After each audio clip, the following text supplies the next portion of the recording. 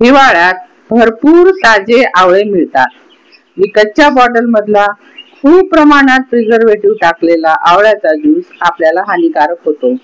म्हणून आज आपण घरीच आवळ्याचा ज्यूस बनवूया.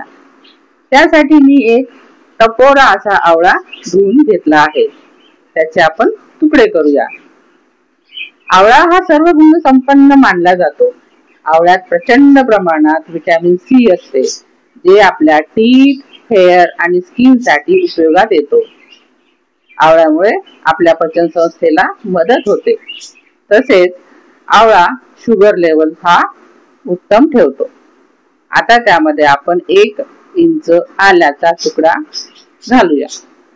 आल्यामुळे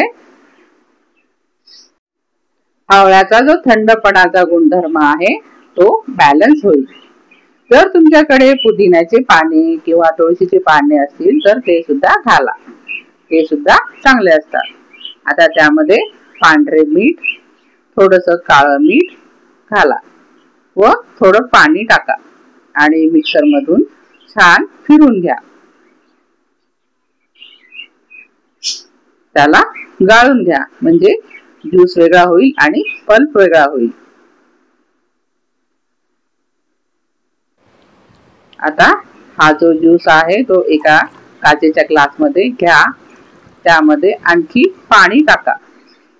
तुम्हाला जर आवडत असेल तर त्यामध्ये मध टाका. मधाचे पण खूप सारे गुणधर्म आहेत.